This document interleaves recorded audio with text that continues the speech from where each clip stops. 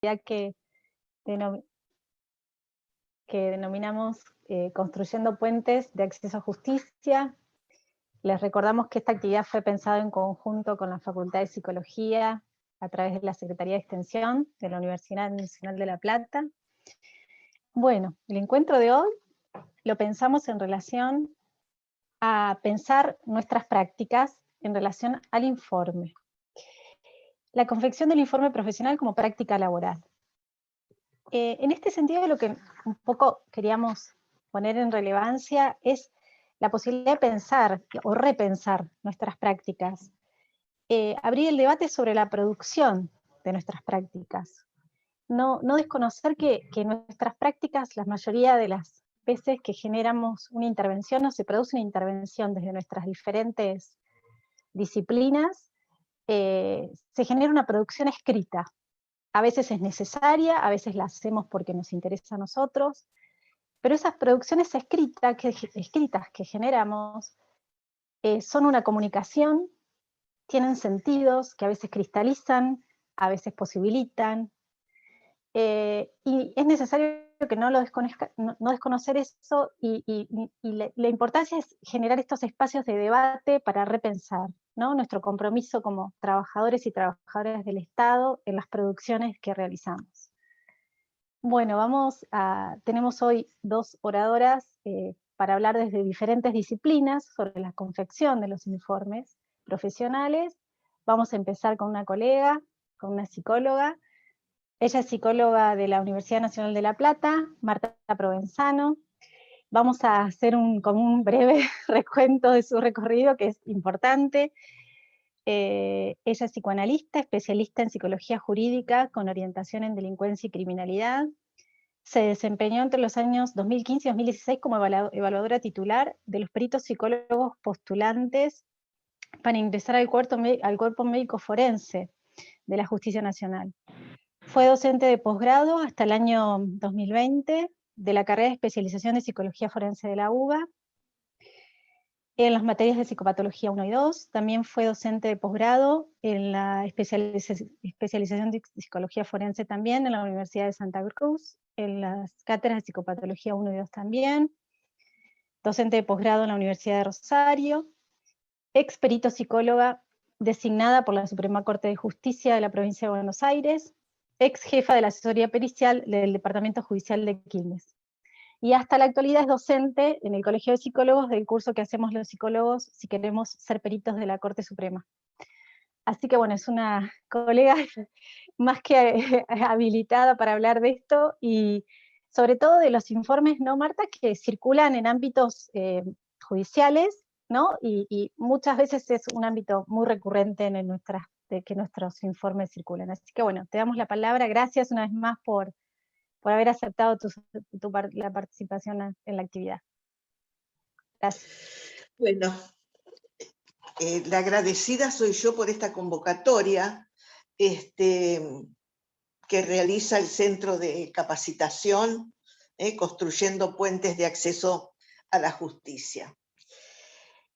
Y bueno, saludo también cordialmente a los participantes y espero poder realizar algún aporte en ese sentido. Yo destaco un poco, mi actividad profesional siempre ha estado ligada al campo forense, así que tanto perito como docente.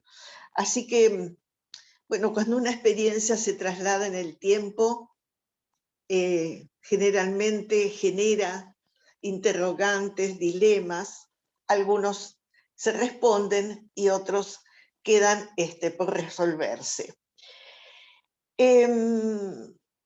Este título que pusieron las colegas, Construyendo Puentes de Acceso a la Justicia, me interesó porque, bueno, vamos a construir lo que podría ser un informe, tomando el título de ellas, ¿no? Y quiero rescatar la importancia y el valor que tienen los informes, que muchas veces se incorporan a las causas y también muchas veces intervienen en la decisión judicial.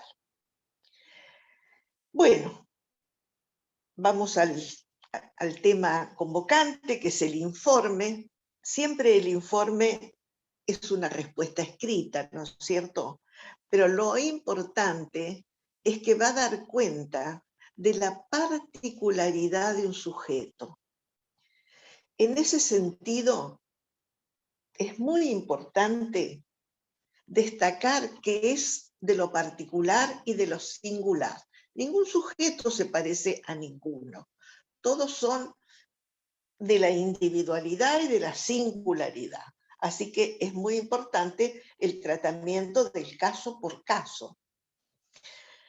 Bueno, y es así que lo vamos a construir, si podemos. En primer lugar, creo que para construir un caso debemos tomar algunas pautas o algunos conocimientos, porque, digamos, en la entrevista lo que se va a evaluar seguramente es la demanda de un sujeto, qué es lo que demanda un sujeto. Y en ese sentido, vamos a construir un caso a partir de la entrevista. Yo no voy a hacer el caso, digo construir el caso en sentido general, ¿no es cierto? ¿Cómo se construye? Sería cómo se construye un caso. En principio, en el encuentro con el sujeto a entrevistar, ¿no es cierto?, tiene que haber un lazo de transferencia especial, tranquilo, un ambiente donde el discurso del sujeto discurra con tranquilidad. Me ha tocado participar a veces en estos peritajes, digamos, donde el colega se adopta una posición de un interrogatorio muy dirigido. Nosotros, bueno, cuando uno habla, esto lo debí decir al principio, pero cuando uno habla, la audiencia debe saber desde dónde uno habla, y es generalmente, yo tomo las conceptualizaciones de Sigmund Freud y Jacques Lacan. Así que dicho esto, vamos a comenzar, digamos, a ver cómo se puede elaborar un informe psicológico. En algunos lados son informes psicológicos forenses, en otros tendrá el informe el acuerdo al lugar o a la pertenencia de alguna institución. Para eso, para establecer después de este rapport, de estas indicaciones, si el sujeto presta su consentimiento, nosotros realizamos una entrevista a la que denomino la indagación forense. Esta indagación forense es un estilo de intervención. No es un interrogatorio dirigido ni un interrogatorio al estilo policial, que eso puede causar cierta tensión en el sujeto. Es decir, dista de lo que es un interrogatorio. Esta metodología, digamos, esta metodología de la indagación, tiene sus bases en los dichos del sujeto que demanda. Por ejemplo, si la persona dice María, María viene tú, y por ahí dice la jefa, es ahí donde nosotros podemos, con cierta discreción, mostrar, no interpretar nada, simplemente mostrar, porque esto nos puede dar una pauta de una hipótesis a continuar. Por eso muchas veces la entrevista depende de quién la dirija. Porque atendiendo a esos recursos, bueno, ya ustedes han escuchado, me parece, el tema de la escucha, así que no vamos a hablar sobre eso, pero sí es importante, entonces, que el sujeto a entrevistar tenga esta posibilidad que le permite transitar un discurso sin trabas ni objeciones de ningún tipo. Otro aspecto que me parece importantísimo de no poner en un informe son los clichés tan conocidos y que tanto abundan en los informes periciales o psicológicos, tales como inmadurez afectiva, bajo control de los impulsos, todo lo que conocemos y que se vuelcan siempre en los informes, porque en realidad el juez no te impide que seas un inmaduro afectivamente, no te castiga por eso, digamos. Entonces, pero tener cuidado con esos clichés, como dice Foucault, y recomiendo el primer capítulo de Los Anormales de Foucault, donde él dice que estos aspectos, impulsividad, egocentrismo, falto control de los impulsos, los toman como causa y son en realidad rasgos. No se deben tomar como causa. Muchas veces en los informes, sobre todo en los informes de abuso, a veces si uno los lee, va tomando significación aquellas palabras, digamos, como estas que mencioné, bajo control de los... Todo para llegar al abuso, digamos, a lo que podría ser el abuso. Entonces hay que tener muchísimo cuidado con eso, porque la lectura ya te va indicando hacia dónde va el final, ¿no es cierto? Y eso no se tiene que dar. Nosotros podemos poner impulsividad, pero tenemos que aclararlo. Y eso se denomina argumentar el informe. Siempre hay que argumentar. Uno puede poner todas estas cuestiones, pero si no pone la coma y continúa explicando en qué situaciones puede ser impulsivo o en qué situaciones no controla, bueno, lo inundamos al sujeto con características que a lo mejor no se dan en su totalidad o se dan en forma parcial.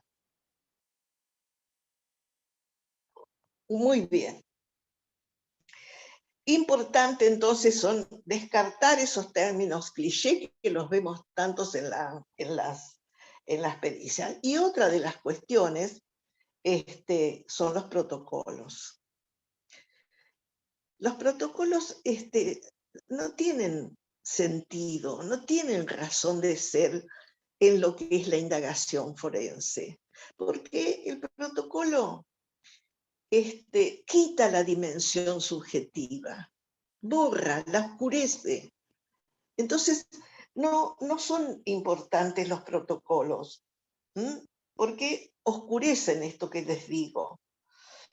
Bueno, entonces, sacando las categorías, sacando los elementos cliché, sacando los protocolos, el informe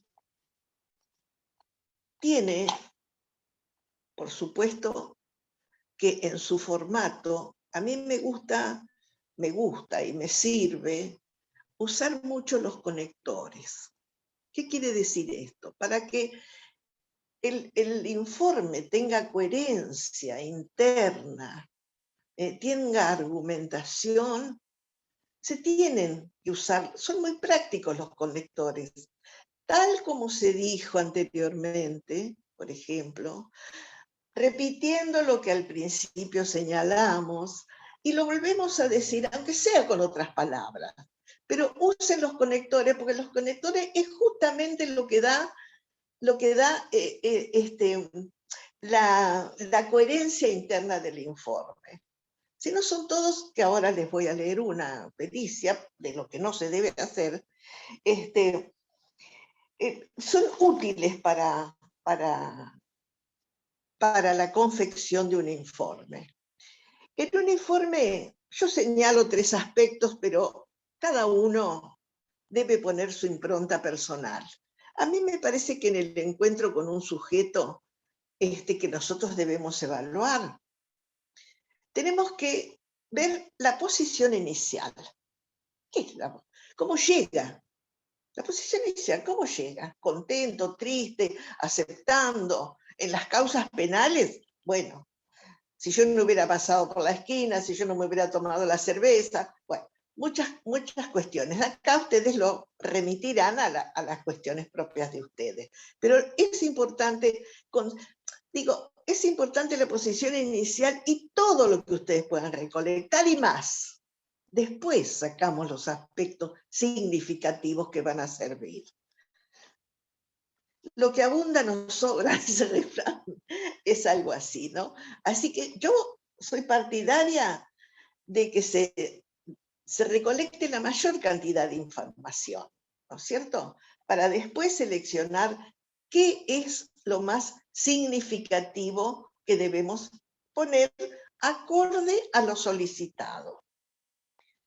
Otro aspecto, la posición inicial es esa, pero la posición subjetiva también es importante o más importante.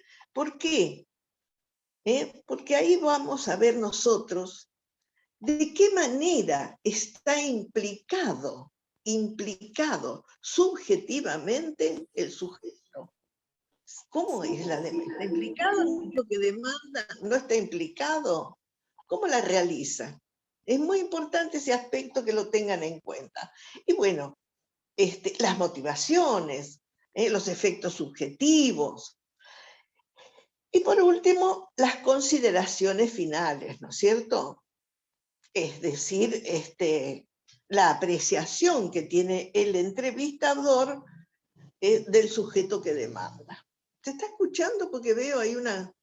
¿Sí? ¿Se escucha bien? Ay, no me responde nadie.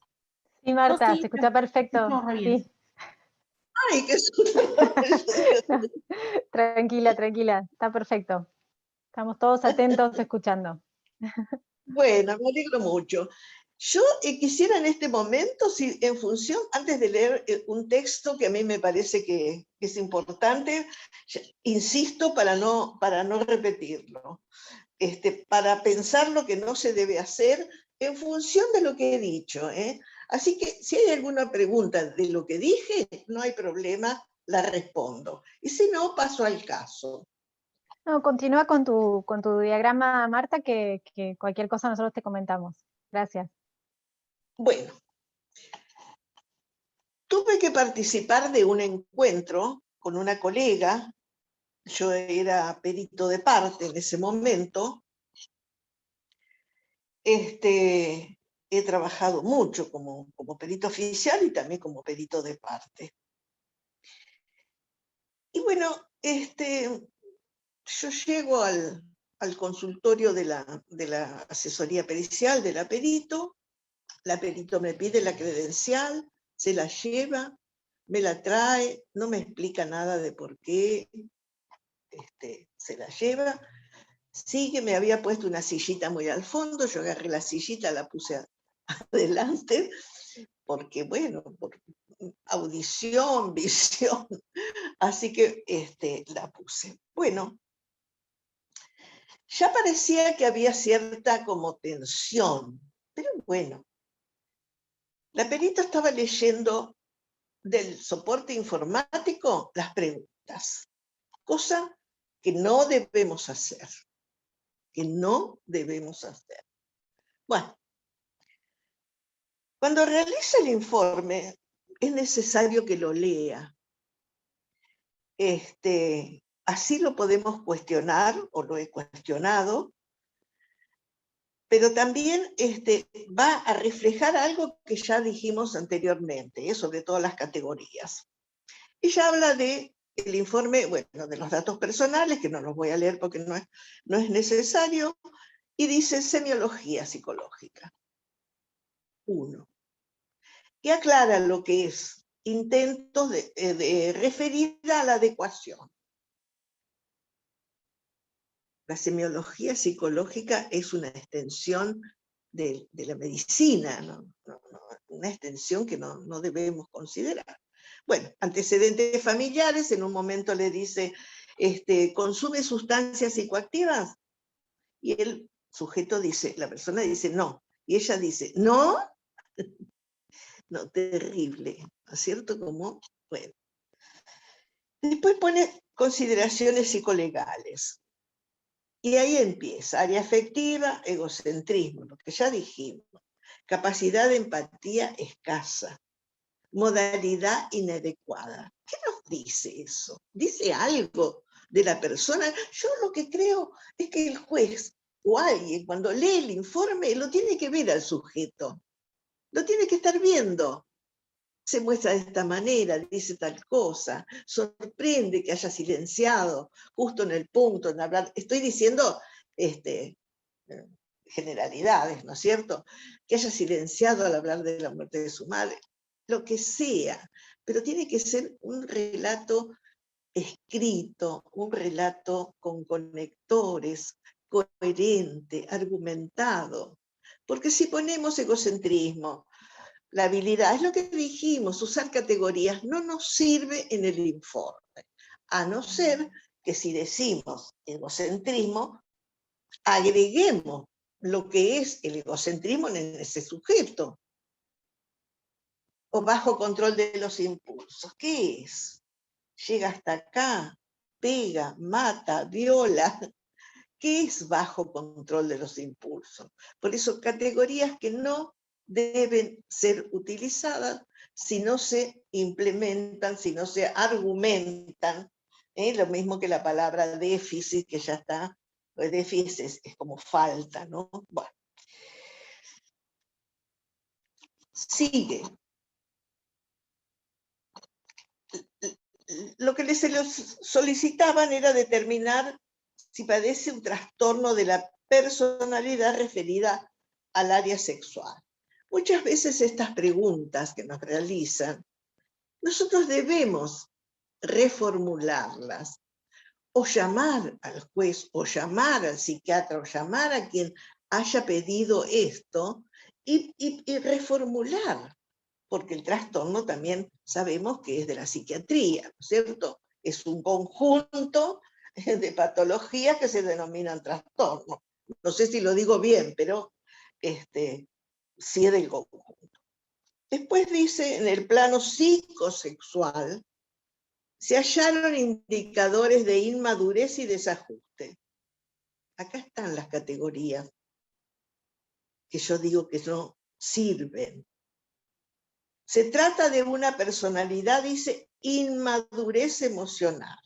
En tanto, en el plano afectivo, se hallaron indicadores de tendencia a la hiperemotividad. Nosotros tenemos que pensar, ¿quién lee? ¿Qué es este? ¿Cuál es este sujeto? Es un sujeto anónimo. Y estos conceptos son conceptos tapón. No nos dicen demasiado. Importante eso, que dejemos de usar estas categorías estandarizadas o constructos, o estos conceptos tapón para los informes. Los informes tienen que ser argumentados. Insisto, el juez lo tiene que ir viendo a ese sujeto cuando nosotros escribimos. Bien. Marcado narcisismo, dice el informe. Se hallaron indicadores de ocultamiento y fabulación. Dicho así, insisto, no sirven estos conceptos. No sirven porque oscurecen al sujeto, oscurecen la dimensión subjetiva. Entonces, tienen que ser datos de relevancia. Bueno, después sigue más o menos explicitando de este tipo. Traje otro porque me interesaba contarles y mostrarles lo que son informes que por ahí no se entienden demasiado. Acá hay un perito que dice, se detectan rasgos de impulsividad. ¿Vieron cómo se usan estas categorías en los informes? Lo repito mucho porque mucho se usa. Entonces, se detectan rasgos de impulsividad. Entonces yo diría, ¿cuáles? Dificultad en las relaciones interpersonales. ¿Cuáles? La habilidad emocional. Bueno. Después, bueno, sigue con cosas muy, muy tremendas, porque, como por ejemplo, dice, el índice de angustia detectado es muy escaso, por lo que cuando este valor está muy bajo, da cuenta de funcionamientos psíquicos que descargan en la acción. Bueno, no. Teniendo que prescindir la elaboración de lo simbólico, relacionándose con riesgos del pasaje al acto. Por ahí habla de la fantasmática inconsciente. Dice que la fantasmática inconsciente pone en evidencia aspectos narcisistas. Quisiera preguntar, ¿no es cierto?, ¿qué es esto? ¿Cómo se detecta una fantasmática inconsciente? No es posible. Aparte el juez no lo va a entender. Yo cuando estaba dando una clase y mostré este aspecto, una alumna me dijo, no, Marta, así está en el Roger, escrito igual. Bueno, yo no lo confirmé ni nada por el estilo. Pero quiero decir con esto que el texto o el informe tiene que reflejar lo que es la personalidad de un sujeto. Por ahí los jueces piden personalidad de base. Personalidad de base corresponde a la escuela americana, estructuración psíquica corresponde a la escuela francesa. Y a veces yo lo he puesto así en los informes porque si uno pone estructuración por ahí, no es tan comprensible como cuando uno pone personalidad de base. Parece que igual hago las aclaraciones.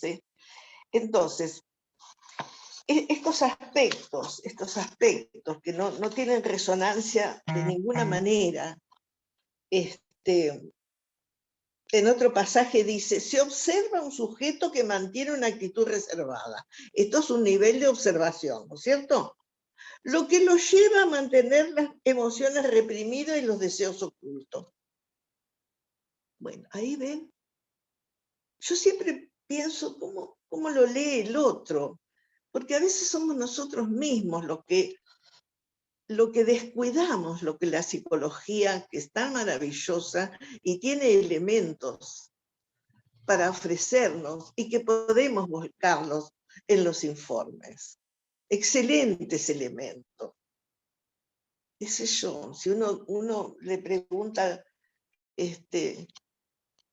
a un sujeto que dice que está triste o desvalido o esto o el otro, y uno le pregunta, bueno,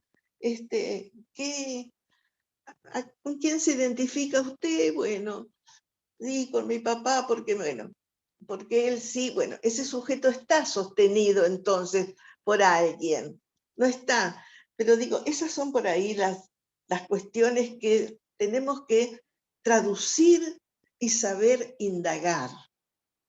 Por eso hablo de la indagación forense, que no es es un estilo de intervención y que dista de lo que es el interrogatorio. Bueno, después habla también otro de los aspectos, por eso estoy señalando estas categorías que dije en el inciso, lograr una adecuada mediatización de los impulsos. Esta fachada, dice, miren qué palabra, esta fachada. Bueno, esto es un poco lo que le quería mostrar.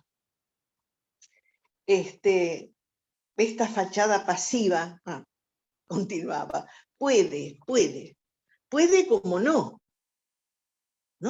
puede dar paso a la puesta en acto. Cuando se dice puede, bueno, por eso digo, como no.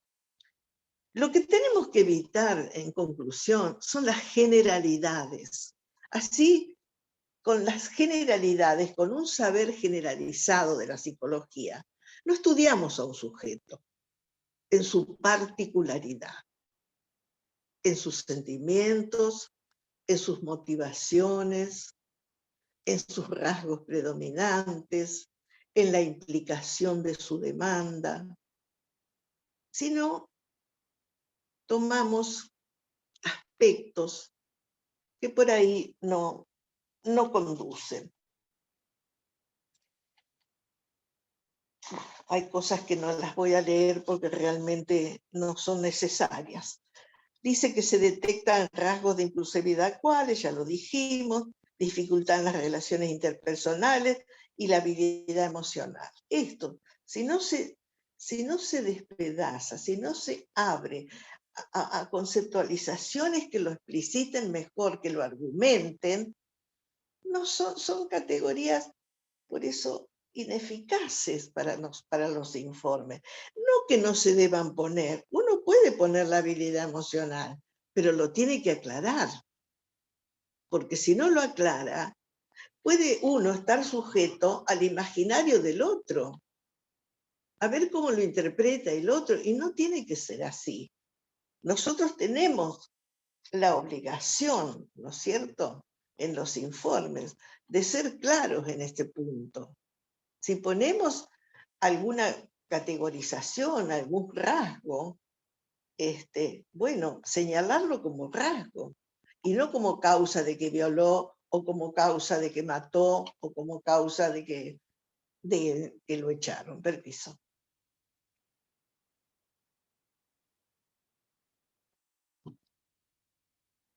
Bueno, otro de los puntos que dice este informe son los trastornos en la identidad sexual. Vaya, que nacimos con eso, me parece, ¿no? Y presencia de aspectos sadomasoquistas. Ven que no dicen nada. Indicando coexistencia de aspectos pasivos y activos. Es terrible en qué consisten los trastornos de la identidad de un sujeto. Si lo ponemos, tenemos que saber en qué consisten. Ponemos la coma y lo aclaramos. O al revés, primero aclaramos y después podemos decir, esto hace referencia a dificultades en la identidad de la sexualidad debido a, bueno, que en su adolescencia tal cosa, en su niñez, en su separación, etcétera, etcétera. Tenemos que argumentar. Es la única forma de que un informe se entienda, argumentando, no utilizando categorías ya establecidas y mucho menos las categorías psiquiátricas. Como dice, como es en tiempo y espacio, como es ay, no, me faltó la palabrita anterior. Bueno, en tiempo y Orientado espacio. en tiempo y espacio. Así, Sí. orientado en tiempo y orientado en tiempo y espacio. Orientado en tiempo y espacio. ¿Ven esas categorías? Que muchos informes psicológicos lo usan y proceden de la psiquiatría. Los psiquiatras escriben así, orientado en tiempo y espacio, No. Yo generalmente, si ustedes quieren y me lo permiten, el informe lo realizo, bueno, anunciándome, por supuesto, Marta Cristina Lozano, que viene a dar cumplimiento a lo solicitado a la pericia psicológica o al informe psicológico solicitado por quién, ¿no es cierto? Pongo muchas veces las entrevistas se realizaron durante 4 encuentros en forma online o presencial o como sea.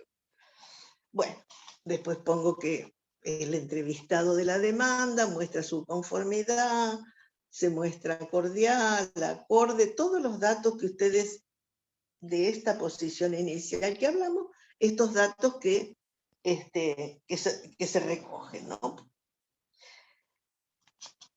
Bueno, en esta parte, que algunos ponen observación de la conducta, ¿no es cierto? Que también está bien, cada uno le tiene que poner la impronta personal, pero sí tiene que decir acorde al título que le va a poner, ¿no es cierto?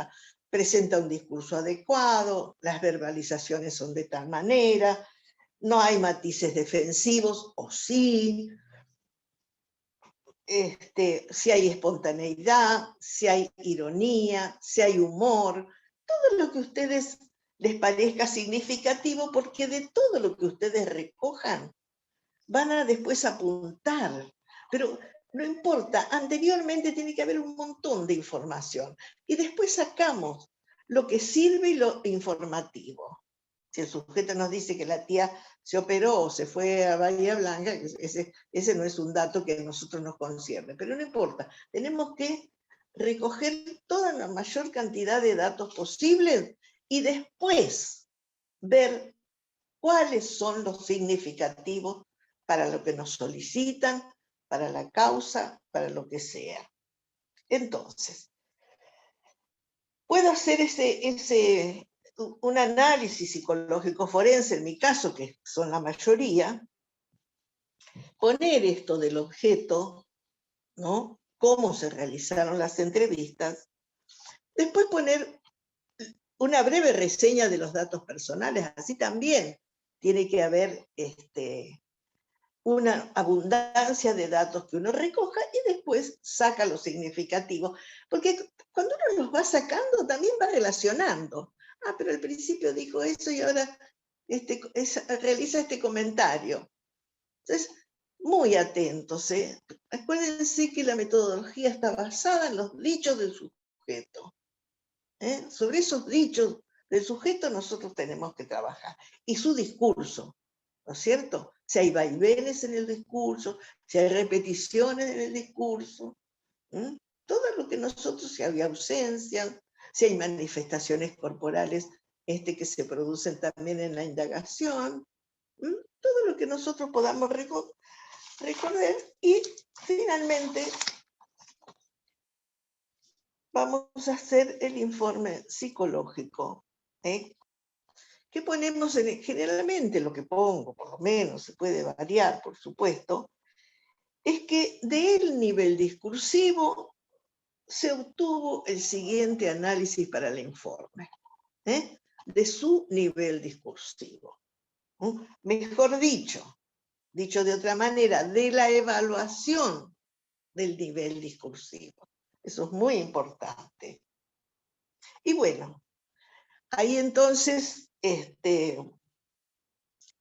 señalo, presenta al entrevistado. Generalmente, si bien nosotros no establecemos área intelectual, área afectiva, y etcétera, separado, sí a mí me interesa poner cómo se ha presentado ese sujeto en su discurso, si corresponde con un nivel de educación sistemática, si es universitario, si las ideas son claras.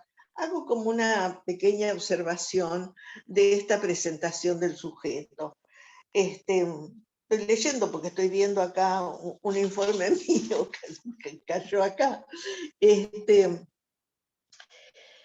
Y después, bueno, si evaluamos la personalidad del sujeto, pero ya lo evaluamos porque tiene que ser presentado, vamos a decir, ¿no es cierto?, que la personalidad cae dentro de los límites de la normalidad psíquica. Por ejemplo, es un ejemplo. No presenta pérdida de la realidad ni fenómenos específicos de la psicosis, ¿no es cierto? Eso por ahí es importante,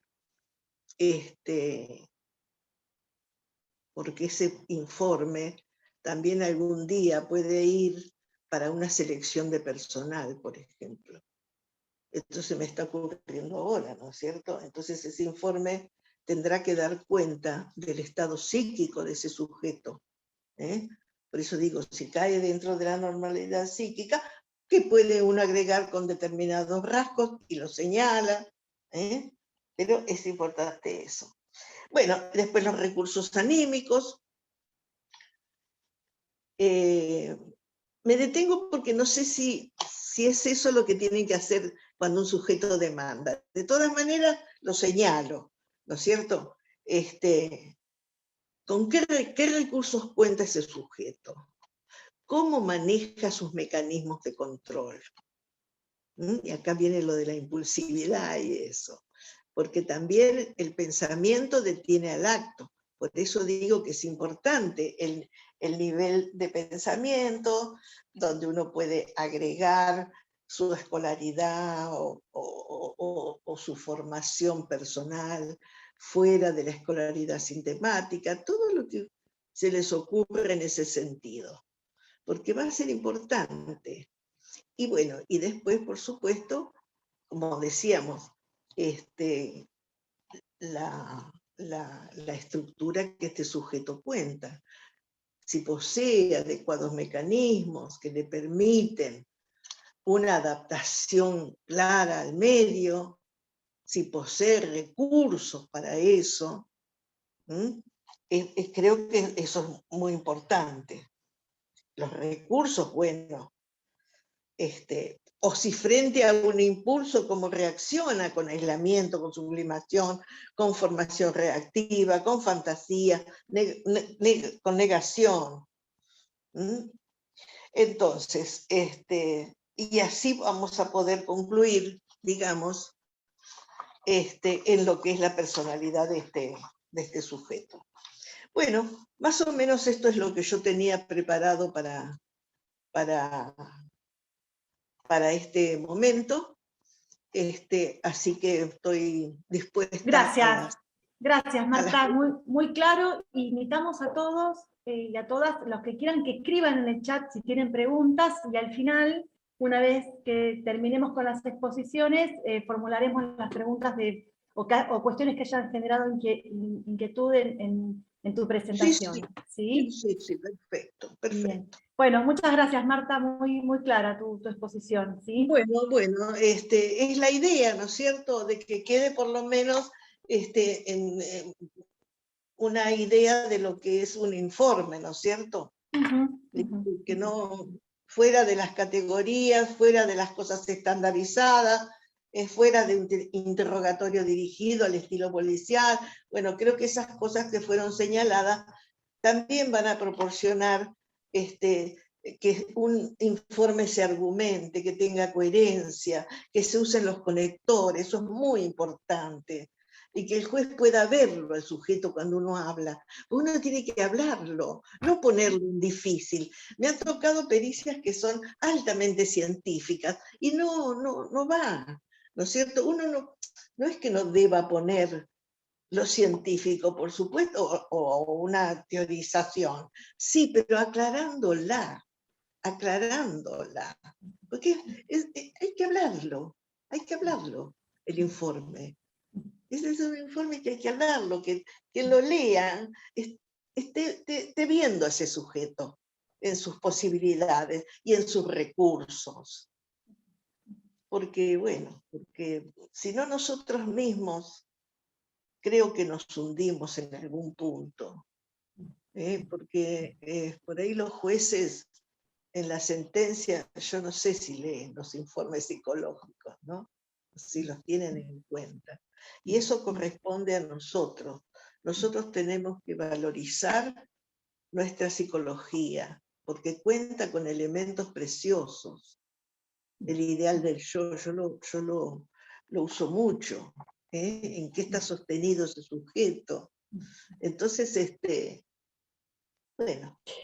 Bueno, muchas gracias Marta, y invitamos a que si tienen preguntas o reflexiones lo hagan a través del chat, así continuamos con nuestra siguiente expositora del día de hoy. Gracias Marta. ¿Cómo no? Que es la licenciada Elina Contreras, quien es licenciada en Trabajo Social y ella egresada de la Universidad Nacional de La Plata. Elina es desde el 2019 directora del programa de rescate y acompañamiento a personas damnificadas por el delito de trata de personas. Ella también es docente y jefa de trabajos prácticos de la materia Teoría Social, perteneciente a la Facultad de Trabajo Social de la Universidad de La Plata, También es investigadora y tutora del programa de prácticas de formación profesional de la misma facultad.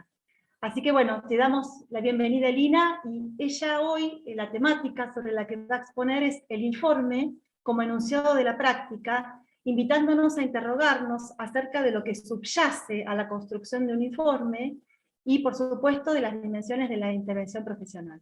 Así que bueno, bienvenida, Elina, te escuchamos. Gracias, Ana. Buenos días a todos y a todas. ¿Se escucha bien? Sí, se escucha Bueno, perfecto. bienvenidas, bienvenidos. Ahora voy a intentar compartir pantalla para compartirles justamente algunas cuestiones que hemos armado, pero en principio, lógicamente, agradecerles la invitación a Ana, a Carolina, a Juan Francisco Díaz, el director del área, a la posibilidad o a brindarme la posibilidad de compartir este espacio con Marta, que tan clara ha sido en su intervención. Nada, un poco la línea en la que venimos trabajando desde la dirección provincial, rescatando lógicamente la importancia de estos espacios para conocernos, para seguir aprendiendo, para dialogar, para poner en tensión incluso algunas experiencias o saberes que lógicamente redundan en revisar nuestro hacer cotidiano, digamos. Así que nuevamente muchas gracias por la invitación y por la paciencia para los tiempos del armado de esta propuesta.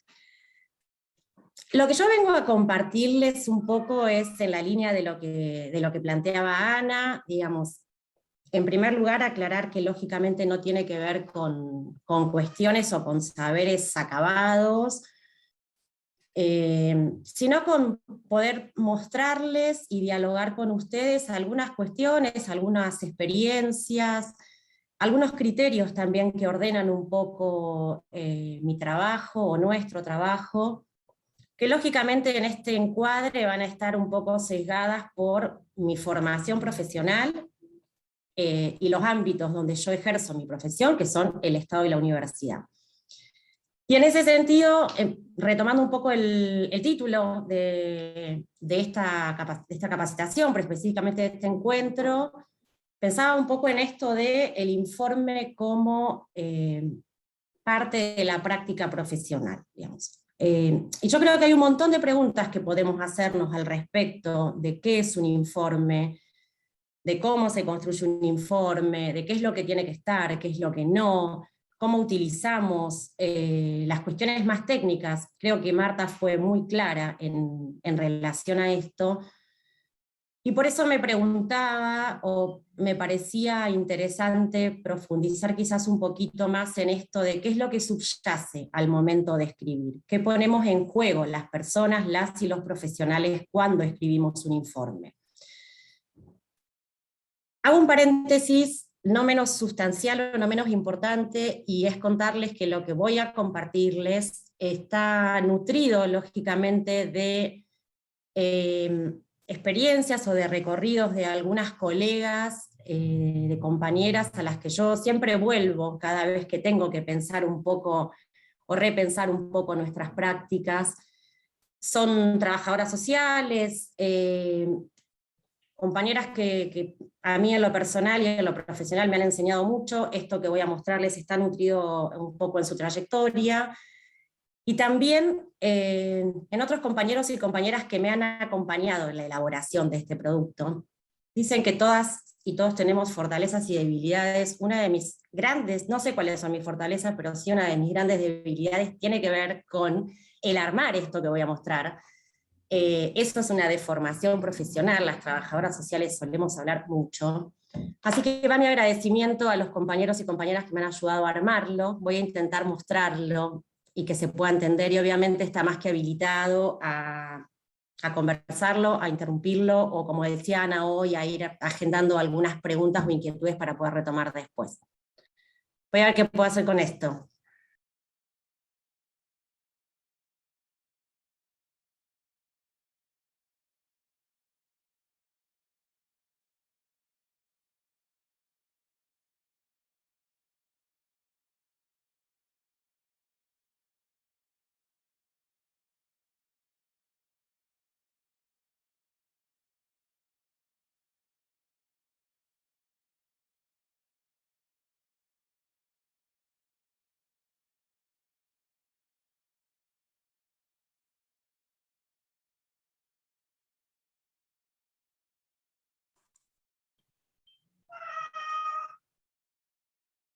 ¿Se ve ahí?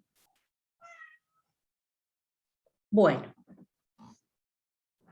A mí me gustó esta idea de entender al informe como el enunciado de la práctica, digamos. Yo decía hoy que muchas preguntas podemos hacernos en relación a cuál es el lugar que tiene el informe en los procesos de prácticas o en los procesos de intervención.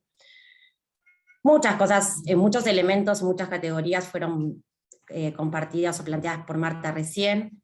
Me quedo en esto de que el informe como eslabón de la intervención o de la práctica profesional es un modo de enunciarla, es un modo de nombrarla.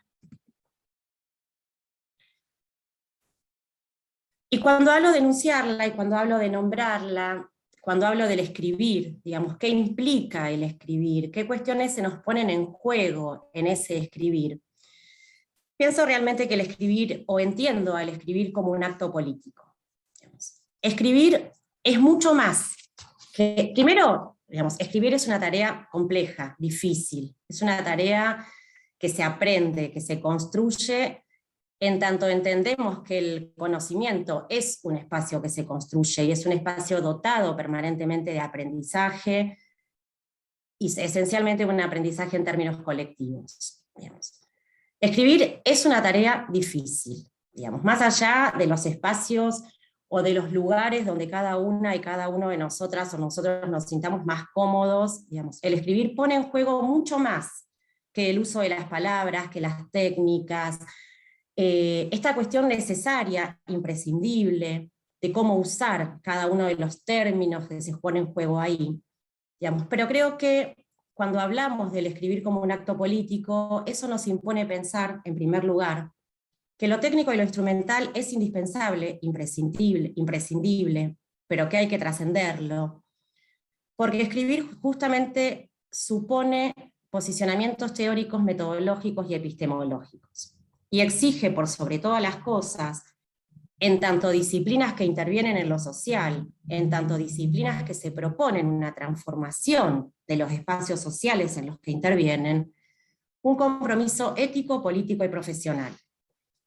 Escribir es tomar posición, digamos, intervenir es tomar posición. Y cuando tomamos posición, o el tomar posición, implica reconocerse y situarse en un lugar político, en un lugar teórico, en un lugar metodológico y en un lugar epistemológico. Un poco retomando al principio, digamos, ¿qué es lo que subyace a la escritura de un informe? ¿Qué es lo que se pone de manifiesto explícita o implícitamente? En primer lugar, creo que lo que subyace es una mirada del mundo social, de las personas que componen ese mundo, de la problemática en la que se interviene, y de los modos en los que uno se plantea o se propone la transformación de la problemática en la que interviene. Eugenia Hermida, que es una de las colegas que yo mencionaba al principio, a quien voy a traer mucho porque yo aprendo mucho de ella, define la intervención como una instancia que se mueve en dos registros, la materialidad y la discursividad, y que tiene dos instancias, que son la comprensión y la transformación. Pensar en la materialidad y en la discursividad, en esta relación, en este vínculo, implica necesariamente pensar que las palabras construyen materialidad. Después vamos a profundizar un poquito ahí, pero no hay materialidad sin discursividad, no hay instancia, no hay contexto que no sea dotado de sentido a través de las palabras. Voy a la cuesta de abajo, dice, no hay materialidad sin significación. Las personas atribuimos sentido. Si no comprendemos, si no intentamos ese ejercicio de reflexividad, en otros términos, sobre el marco de otros autores de vigilancia epistemológica, si no asumimos la tarea de comprender los sentidos que se le otorgan en lo social, alguien piensa por nosotras y por nosotros. Y ese alguien, en términos de la producción de la intervención, es el sentido común y la ideología neoliberal. Ahora, si nosotras pensamos e intentamos un poquito desandar qué es esto, de qué hablamos cuando hablamos de lo que subyace un informe, tenemos que ir, como yo digo a veces, un poco más atrás. Irnos un poco más atrás implica pensar en esto de qué es la intervención, ¿no? Si es que vamos a entender que el informe es el enunciado de esa intervención. Alfredo Carballeda, trabajador social, doctor en trabajo social, docente de la facultad en la que trabajo, define la intervención profesional como un proceso artificial, no natural, situado en un tiempo y en un espacio, y que se constituye desde la perspectiva de diversos y diversas actores y actoras. Un venir entre, dice él.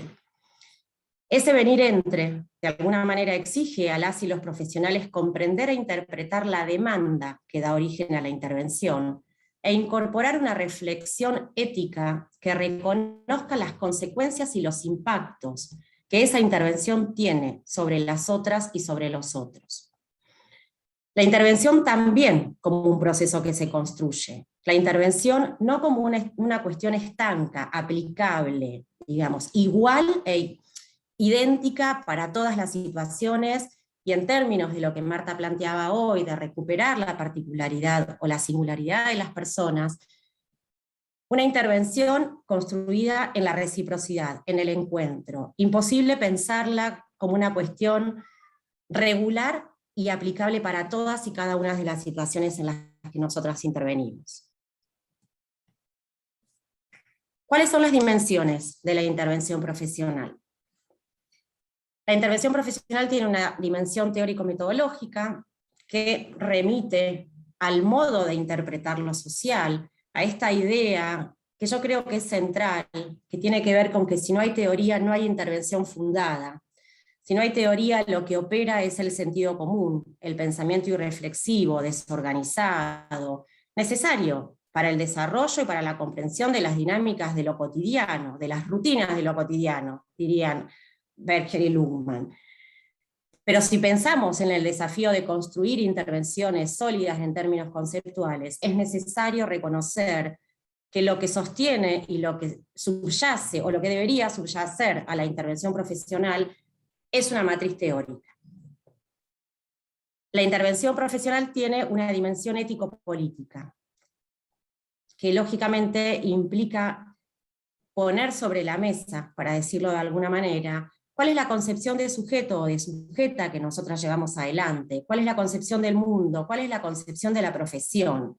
La profesión en términos de lo instituido y lo instituyente, digamos. ¿Cómo operan los relatos, las cuestiones esperadas respecto de cada una de nuestras profesiones en el marco de las lógicas institucionales? ¿Y qué hacemos con ese instituyente, ¿no? ¿Qué hacemos con las cuestiones esperadas respecto de las profesiones y qué posibilidades reconocemos en modificar eso que está esperado, que de alguna manera se cristaliza también como cuestiones o saberes estancas?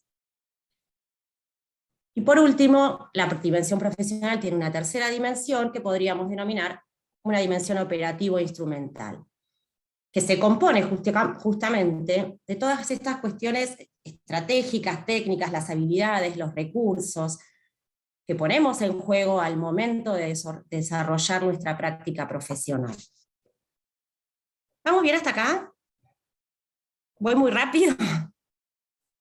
Bien, seguimos. Yo decía hoy que la dimensión teórica en términos de la profesión implica justamente reconocer que no pensamos desde un vacío, no operamos desde un vacío, y que si no reconocemos cuáles son las matrices teóricas que dan origen y que sustentan nuestra intervención, lo que aparece ahí, lo que gana terreno, es el sentido común. Lógicamente yo hablo desde un lugar que tiene que ver con mi recorrido, y como decía hoy, desde mi profesión, pero entiendo que todas y todos los que estamos acá, más allá de ciertas especificidades, compartimos la generalidad de ser profesionales y que trabajan y que tienen su inscripción en el marco de las ciencias sociales. Y si hacemos un recorrido respecto de las tradiciones teóricas en el marco de las ciencias sociales, hay un debate o un dualismo más que un debate, que tiene que ver con esto de lo objetivo y lo subjetivo en la intervención, ¿no? Si nos paramos en las cuestiones objetivas, en las relaciones estructurales objetivas para pensar lo social, o nos paramos en la subjetividad, en lo que en términos de teoría social podrían denominarse teorías sociales subjetivistas. Yo elijo quedarme con esta frase que me gusta mucho, que tiene que ver con la tensión entre el objetivo y lo subjetivo. Digamos, reconocer esta tensión entre el objetivo y lo subjetivo implica trascender esta cuestión de dualismo y pensar a lo social o al mundo social como dualidad, no como cuestiones antagónicas, separadas, sino que implica reconocer que son las y los agentes, a través de sus prácticas, situadas en un tiempo y en un espacio, las que estructuran el mundo social. Pero su conducta individual es condicionada por las estructuras. Cuando hablamos de dualidad, hablamos de una realidad conformada por agentes y por estructuras. Cuando hablamos de esta dualidad y cuando reconocemos la capacidad de agencia de los sujetos y de las sujetas, reconocemos que el mundo social es un mundo interpretado, una articulación entre lo material y lo simbólico, y en el que las estructuras se imprimen en las y los sujetos y sujetas, hacen cuerpo, hacen carne. Cuando yo digo se imprimen, es que esas estructuras se ponen de manifiesto en los actos más cotidianos, más simples, más microsociológicos, si se quiere usar ese término, que incluso creo que no es demasiado correcto. Y cuando decimos que las estructuras se imprimen en las sujetas y sujetos, reconocemos también que son las personas las que le dan sentido y representan esas estructuras. Esto significa que cuando reconocemos o hablamos de singularidad, tenemos que reconocer necesariamente que en cada singularidad aparece lo social. Y en tanto profesionales que intervienen en lo social, nuestro compromiso, nuestra responsabilidad y nuestra competencia, entiendo también, tiene que ver con intervenir justamente en el desafío de develar y de mediar entre lo cotidiano y en las estructuras. Pensar que las personas no son islas, digamos, las personas, los sujetos y las sujetas son manifestaciones de lo social. Y cuando hablamos de esta dualidad, y cuando entendemos que la sociedad o el mundo social es una creación, es una construcción, y que una debe comprenderla en términos del proceso histórico-social, reconocemos al ser como un ser histórico-social.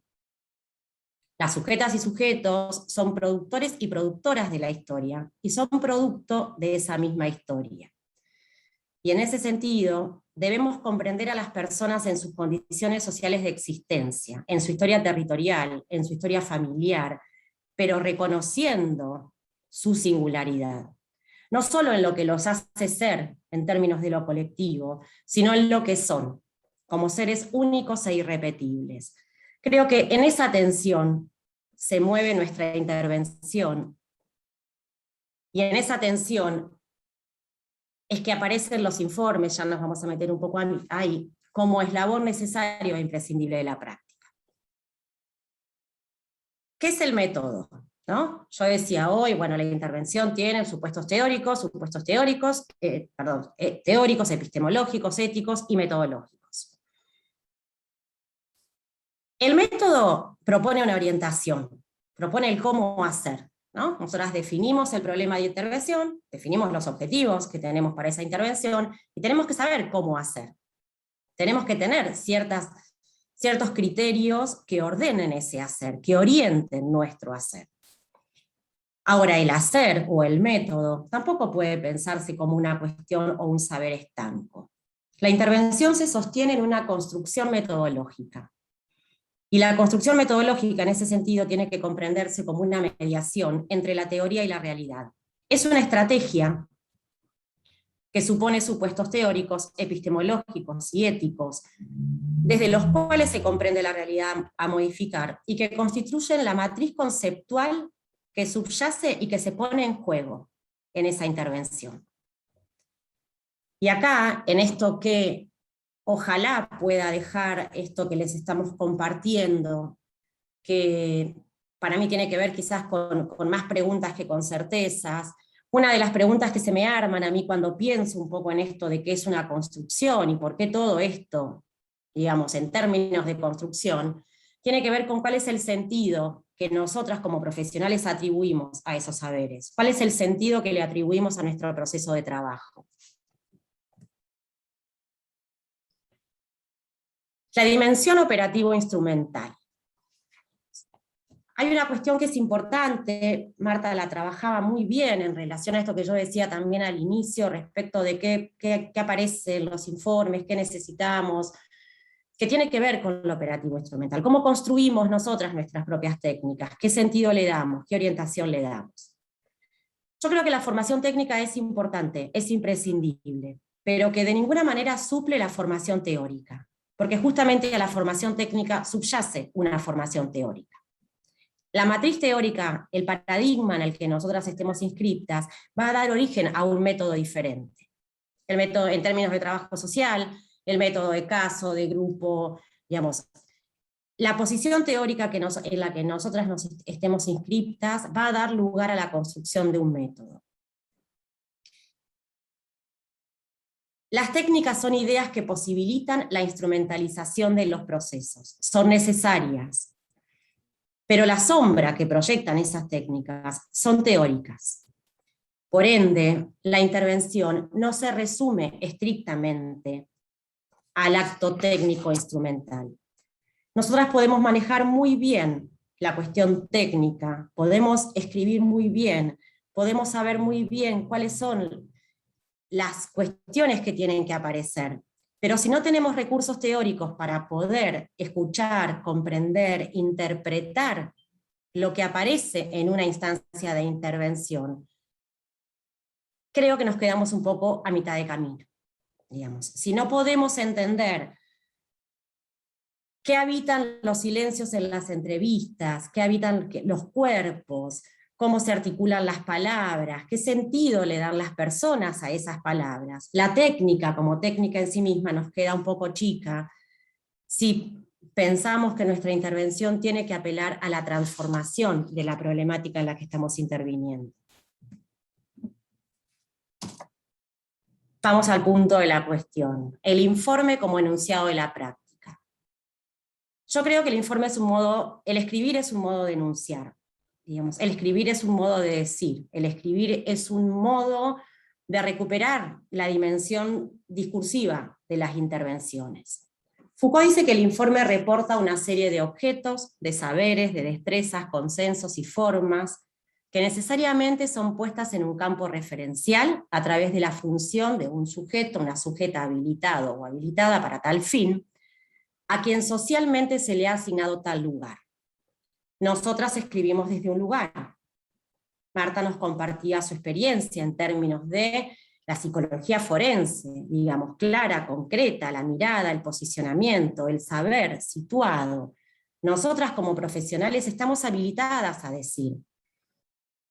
Pero el hecho de que estemos habilitadas a decir no implica que no tengamos que tener un proceso reflexivo, un proceso de revisión de nuestra propia práctica, de sensatez con nuestra propia práctica, pero sobre todo de compromiso con las personas con las que trabajamos de manera cotidiana. ¿Qué es el informe? Además de esto que nos trae Foucault, que también es una definición que yo suelo usar muchísimo, porque él trabaja mucho esta idea de la enunciación. Y es como algo que me gusta, la idea de enunciar, y de qué implica el enunciar.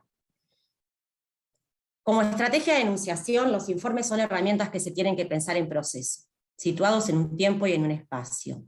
Y en lo social, en tanto las personas transitan situaciones que más allá de la situación individual, son manifestación de lo social. Acá voy a hacer como una acotación, quizás muy referenciada a nuestro trabajo, digamos, a cómo pensamos la trata de personas, cómo trabajamos esto en el ámbito específico del programa de rescate, digamos.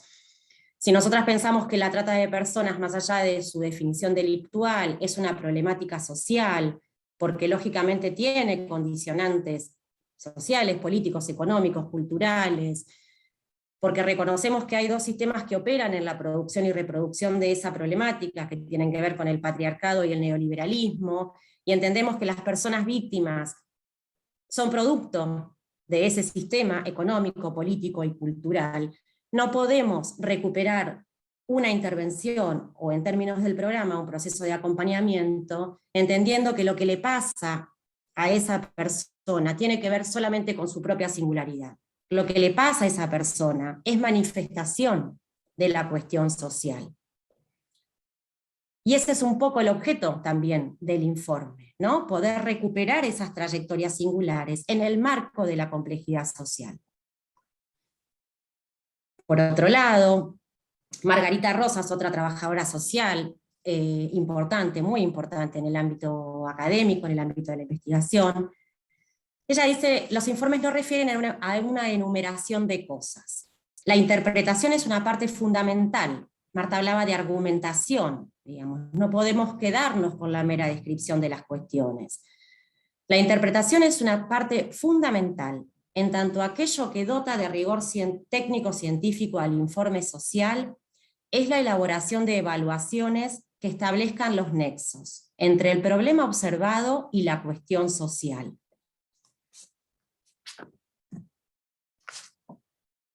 Vamos acá. Algunas consideraciones técnicas puse yo de nombre a esta diapositiva. Voy a tratar de no ser redundante con lo que nos compartió Marta, pero sí por ahí intentar situar estas cuestiones en lo específico de nuestro trabajo, porque más allá de las diferencias de cada una de las direcciones de línea que componen la dirección provincial, lógicamente compartimos un esquema de trabajo, compartimos el paradigma de el trabajo, las intervenciones en términos del acceso a justicia y el trabajo con personas damnificadas de delito, o con personas en situación de vulnerabilidad. Y en ese sentido, hacemos un montón de informes, digamos. Hay distintos informes que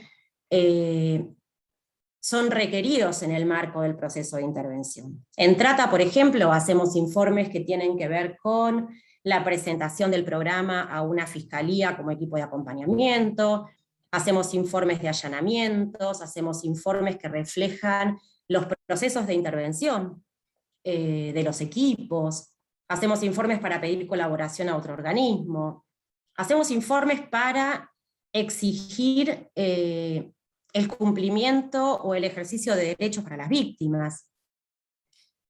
Esos informes no tienen un formato único y estandarizado, porque justamente persiguen distintos objetivos, tienen distintos objetivos específicos, tienen distintas intencionalidades. Y esos objetivos específicos derivan, lógicamente, de quién es el organismo requiriente, ¿no? No es lo mismo un informe para una fiscalía que para un organismo del Estado, digamos, o para solicitar una medida de protección, digamos. El objetivo específico del informe así que depende de quién requiere ese informe, de cuáles son los objetivos de esa intervención, para qué estamos presentando ese informe, y los resultados que estemos buscando. Eso es lo que nosotras podríamos denominar la dimensión estratégica del informe. Y eso es lo primero que tenemos que poder definir, ¿no? El para quién y el para qué de ese informe. Y en ese sentido, volviendo a esta categoría de construcción, más allá de que hay principios y cuestiones metodológicas que ordenan la elaboración de los informes, tenemos que poder situarlos, tenemos que poder pensar que no sirve copiar y pegar. Nosotras podemos copiar y pegar el nombre de alguien porque estamos hablando de la misma persona, pero los informes hay que situarlos. Los informes también tienen que tener singularidad. Tienen que tener una estructura, lógicamente, tienen que tener una lógica argumental y teórica, y una secuencia temporal. Podríamos decir, tienen que tener una introducción, un desarrollo y una consideración profesional. Lógicamente contemplan un elemento o un contenido descriptivo, pero requiere de un análisis de ese contenido descriptivo, una argumentación, una reflexión, una evaluación profesional en términos de eso que se describe. Tienen que tener coherencia y cohesión, decía Marta. Yo lo tenía escrito acá, ahora en el último armado lo saqué. No podemos empezar por el final. Cuando nosotras escribimos un informe tenemos que pensar que el otro o la otra no conoce nada de lo que le estamos contando.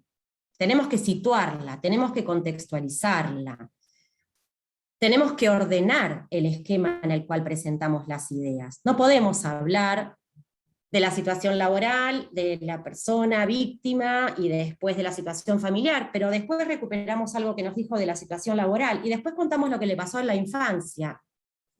el informe tiene que reconstruir las trayectorias de las personas, tienen que permitirle a quien lo interpreta conocer esas trayectorias y poder situarlas en la problemática que las atraviesa. Y en ese sentido, informar no es simplemente relatar o recopilar hechos. Informar es comunicar, pero es interpretar y es reflexionar. Yo pensaba en esto de las preguntas que se me arman cuando tengo que compartir alguna experiencia de trabajo, algunas cosas que compartimos y que debatimos y que pensamos en el marco del equipo del programa. Cuando yo digo esto de tener que recuperar las trayectorias y lo importante que es recuperar las trayectorias, obviamente no vamos a recuperar la trayectoria de vida o apelar a una entrevista en términos de recuperar historia de vida para un informe que es meramente técnico, digamos, pero lo planteo como en términos generales. Siempre decimos en el programa que las personas no amanecen un día y de un día para el otro se constituyen en víctimas de un delito, y menos de un delito como el de trata, ¿no? Eso implica recuperar un proceso histórico, familiar, territorial, implica reconstruir las situaciones de vulnerabilidad previa, las relaciones afectivas, los procesos educativos, digamos. Hay un montón de cosas que recuperar ahí, que son necesarias poner en juego al momento de hacer un informe. Y algo que me parece importante en el marco también de nuestro trabajo cotidiano, tiene que ver con esto de que, más allá de ciertas especificidades o de ciertas cuestiones y de ciertos objetivos en el marco de algunos informes que construimos, en términos de cómo trabaja la dirección provincial, los informes suponen el diálogo profesional, porque nosotros trabajamos de manera interdisciplinaria. Entonces los informes se construyen de manera interdisciplinaria. Y esto me parece que es importante, porque lo interdisciplinario implica reconocer de alguna manera que no hay saberes hegemónicos o saberes más importantes que otros en el encuentro, porque implica construir una mirada colectiva, una nueva epistemología en términos de la problemática. Y en términos de Alicia González Aibén, en quien también me apoyo mucho para pensar, lo interdisciplinario implica una renuncia a la idea de completud, dice ella. Lo interdisciplinario implica reconocer que nuestros propios saberes de alguna manera son incompletos para comprender la complejidad de la problemática en la que intervenimos. Y recuperar o reconocer nuestro lugar de incompletud implica abrir el juego a lo intersubjetivo, digamos, implica abrir el juego a la escucha del saber de otra disciplina y armar una puesta en juego, una puesta en conocimiento de manera colectiva. Obviamente, reconociendo las especificidades y las competencias, ¿no? Porque hay cuestiones de la intervención que son necesarias en términos de cada disciplina. En el marco del programa, nosotras como trabajadoras sociales, en términos del protocolo de actuación, no somos las que podemos decir o informar si una víctima está en condiciones de declarar. Eso es competencia de las psicólogas, por ejemplo, de la psicología, no porque lo hagan carne las personas, sino de la disciplina, digamos. Por eso yo digo que los informes también se construyen en términos de recuperar las especificidades, pero darle un salto al término a la cuestión de lo interdisciplinario.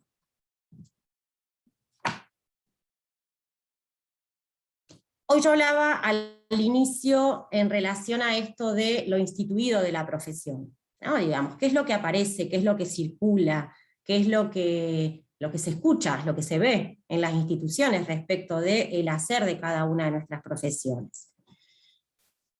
Dar cuenta de ese instituido, entender que el instituido está o existe de alguna manera para volverse instituyente, para que nosotras podamos armar otra cosa. Dar cuenta de eso, transformarlo, implica un proceso reflexivo, un análisis de la intervención, la problematización de nuestros posicionamientos teóricos, ideológicos y metodológicos. Estos posicionamientos que nos atraviesan, que nos constituyen, explícita o implícitamente. Castoriadis diría, o dice, que esto tiene que ver con un esfuerzo de elucidación. Es el trabajo por el cual los hombres y las mujeres intentan pensar lo que hacen y saber lo que piensan. Y yo creo que el informe es una herramienta que habilita ese dar cuenta de la intervención, porque es el modo en el que nosotras, además de enunciar nuestra práctica, compartimos lo que hacemos, visibilizamos lo que hacemos. Damos cuenta, a través de nuestros escritos, de cuál es el proceso de nuestra intervención. Pensar situado. Yo vengo como mencionando esto de situar las estrategias, situar los recursos, situarnos nosotras y nosotros en un espacio y en un tiempo. El pensar situado se propone de construir miradas. Reconoce de dónde viene y por tanto se propone dar cuenta de los prejuicios que habitan nuestras ideas para pensar la realidad, reconociendo los límites en tanto pensamos desde nuestra materialidad, colonizada por las ideologías dominantes.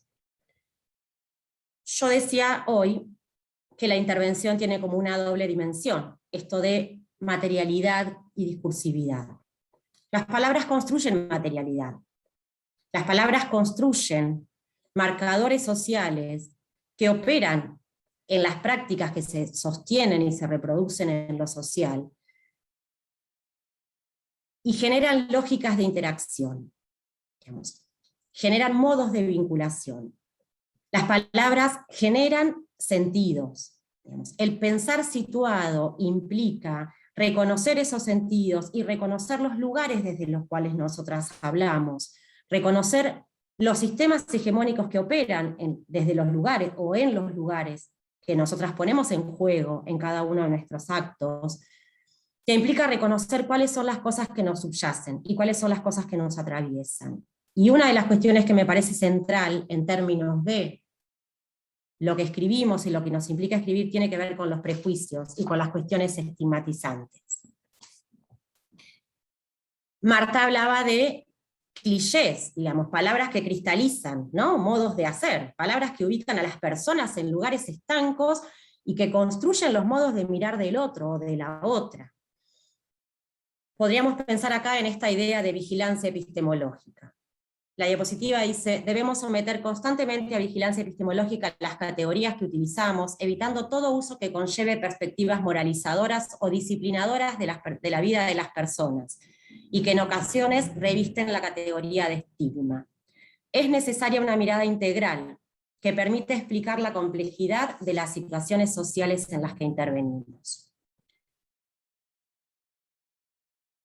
Si hay algo que no debería pasarnos, o si hay algo que nos impone un ejercicio reflexivo y de vigilancia epistemológica necesario, importante, sustantivo, tiene que ver con esto de las perspectivas moralizadoras o disciplinadoras o criminalizantes que se ponen en juego en nuestras intervenciones, aún de manera inconsciente. No podemos volver a vulnerar a través de nuestros escritos. Nuestros escritos y nuestros informes no pueden ser mecanismo de revictimización, no pueden ser mecanismo de responsabilización de las personas que acompañamos. Digamos, tenemos que ser sólidas, coherentes, respetuosas en ese sentido. Tenemos que revisar los modos de hacer. Una compañera diría, tenemos que ser técnicas, y es verdad, tenemos que ser técnicas, rigurosas. Tenemos que asumir que lo que nosotras escribimos, de alguna manera, o en ese escribir, estamos recuperando las palabras y los saberes y las significaciones que las personas otorgan a sus propias prácticas. Y en ese sentido, el informe estará orientado a la indagación de las historias de vida, a la recuperación de las historias familiares y sociales. En caso de víctimas de delito, a los padecimientos subjetivos, a las situaciones de violencia transitadas que se presentan como actos de avasallamiento, dolorosos y arrasadores. Y me quedo para cerrar con una idea de María Eugenia Hermida, y Eugenia dice, lo que necesitamos es principalmente lealtad a nuestras premisas éticas, básicas, de defensa inclaudicable de los derechos. compromisos con los sectores subalternizados por la diversidad de opresiones que el capitalismo colonial, patriarcal despliega, y una vigilancia epistemológica respecto de los anclajes, límites y potencialidades de nuestras herramientas para comprender con más claridad, reparar con mayor éxito y transformar con más radicalidad las desigualdades que nos convocan a intervenir. La intervención profesional, por lo menos la que nos convoca, la que elijo en lo personal y lo profesional, la que comparto y construyo en cada uno de los espacios cotidianos que atravieso, debe apelar a la emancipación, a la libertad y a la autonomía y al ejercicio de derechos. El escribir es el modo de enunciar esos objetivos. El escribir dando cuenta de esa intervención en el marco de esta capacitación como concepto, como definición política, es también construir puentes de acceso a justicia. Muchas gracias por el espacio. Voy a dejar de compartir y estamos a disposición. Gracias, Elina. Muy clara la exposición. Y bueno, los invitamos a que escriban preguntas. Yo voy a empezar con algunas que fueron escribiendo al inicio. Una de las primeras tiene que ver con preguntas hacia Marta o hacia las dos también, ¿por qué no? Con respecto a la videollamada, ¿cuáles son los pros y los contras de mantener una entrevista a través de videollamada? Digamos, para poder hacer un informe, ¿verdad? Entiendo que esa es la pregunta. Bueno, en lo que respecta a mí, tengo cierto prejuicio, será por la edad, ¿viste? Pero, para los casos de tribunales, digamos, para los casos penales, para los casos laborales, sí hago entrevistas vía online. No así en la atención de consultorio privado, y he dejado de mi actividad como docente porque me da la impresión que la enseñanza pierde valor cuando es online. Pero bueno, veré cómo sigo en ese punto, porque es lo que hay. Así que es lo que hay.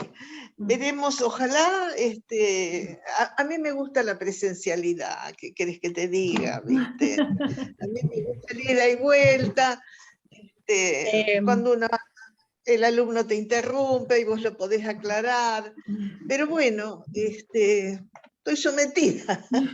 Bueno, buenas tardes.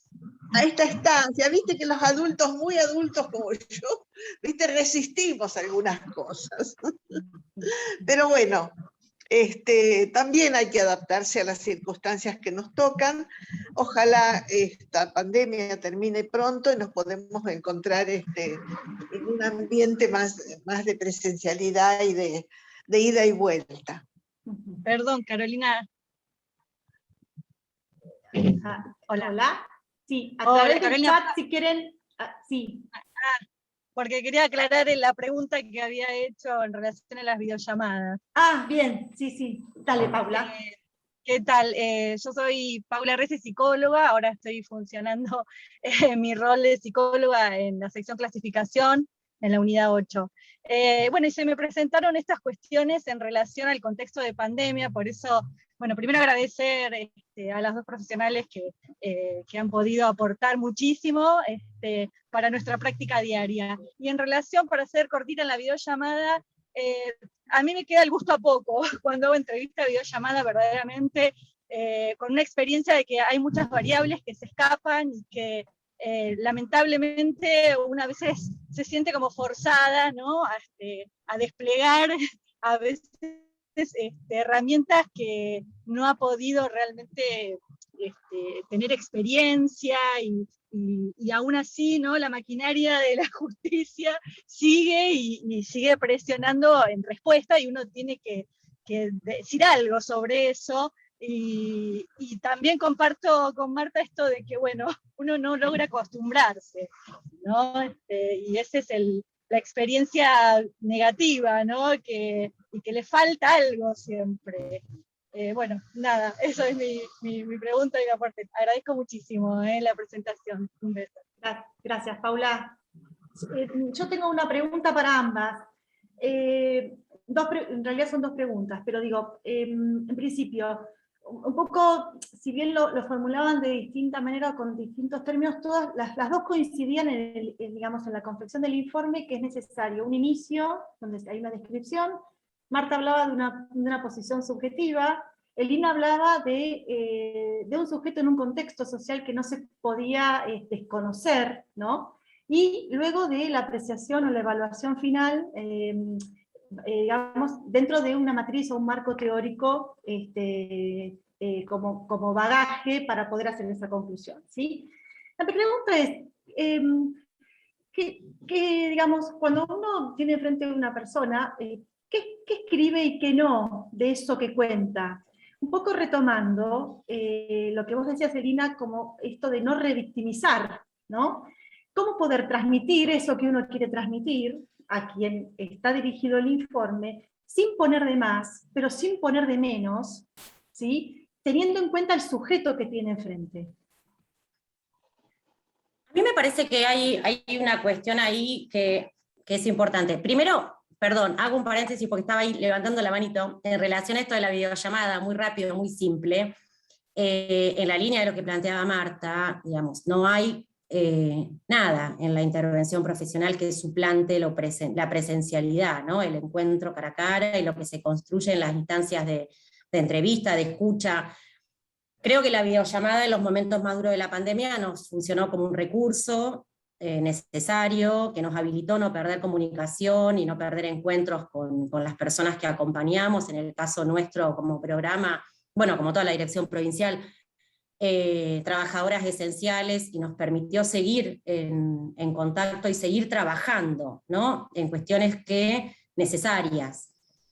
De ninguna manera reemplaza y por suerte estamos cada vez más cerca, ya lo estamos transitando, estamos en un proceso de recuperación de esa presencialidad y de nuestro trabajo en el territorio, que es lo que nos da identidad. Digamos, eso como sigue siendo una instancia de trabajo, pero me parece que lógicamente una apuesta a que lo presencial sea lo que le dé entidad e identidad al trabajo. Eso por un lado. Y respecto de esto que vos decís, Ana, a mí me parece que definir qué es lo que se escribe y qué es lo que no, y lo pongo a conversación o al diálogo, tiene que ver con tener en claro cuál es el objetivo de ese informe y para quién, y para qué, digamos. Si nosotros tenemos que hacer un informe a una fiscalía, voy a poner un ejemplo, quizás desde lo poco técnico, ¿no? Tenemos que hacer un informe a la fiscalía para pedir medidas de protección para una víctima. Nosotros tenemos que hablar del riesgo en el que está esa víctima. Tenemos que situarla en un contexto de violencia, porque el delito de trata es una situación lógicamente de violencia. Tenemos que hablar del riesgo, tenemos que hablar de la responsabilidad del Estado en proteger a esa víctima, en garantizar el derecho en términos de su protección, en términos de la ley de trata.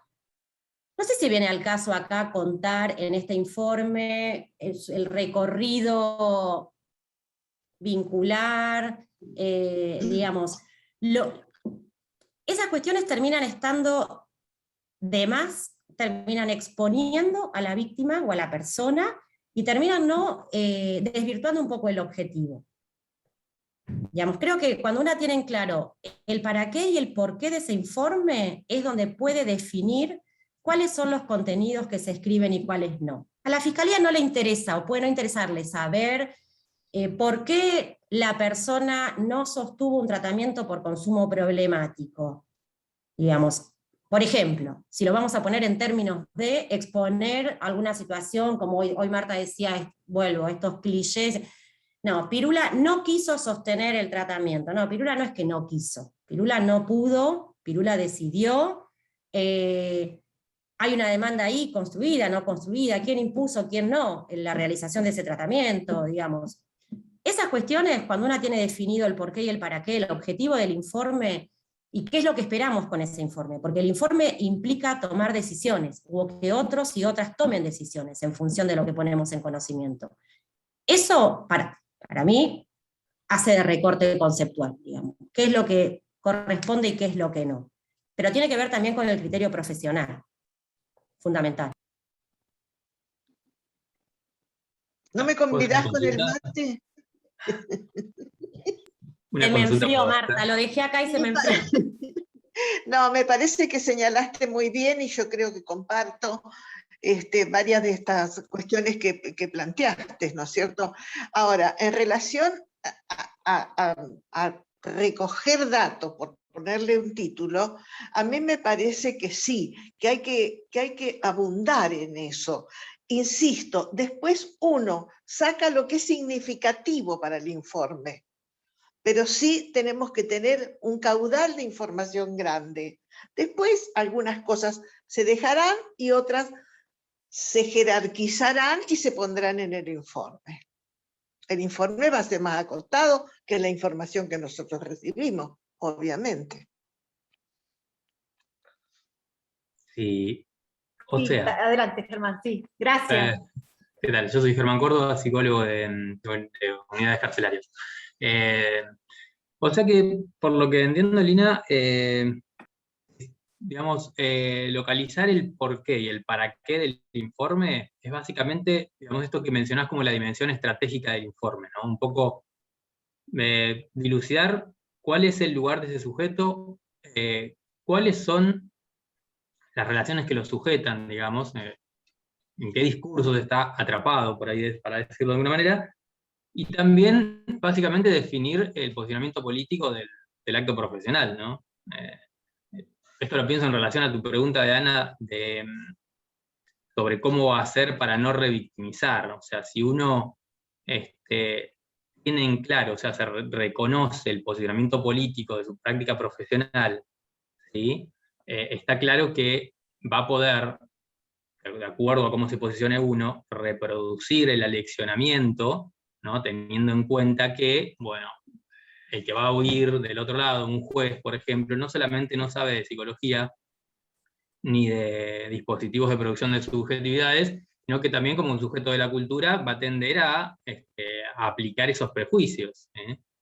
O sea, y es parte de un sistema penal, por lo tanto va a tender a criminalizar. ¿Sí? Es parte del dispositivo de criminalización.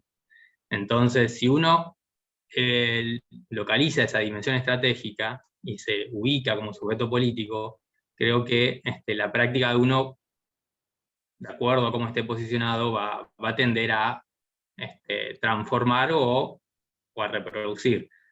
Por ahí en el chat uno de los compañeros preguntaba si había que cuestionar el saber psicológico y psiquiátrico. Yo creo que, de acuerdo a cómo nos posicionemos, yo creo que desde mi punto de vista, desde mi posición, sí, claro que hay que cuestionarlo. No sé si cuestionar el saber, sino tener en cuenta que, bueno, el saber como herramienta de poder, cuestionar eso, digamos, ese rol del saber como una herramienta de poder, ¿sí? O cuestionar el poder ese que está leccionando, ¿no? Al sujeto, a través de, por ejemplo, técnicas científicas.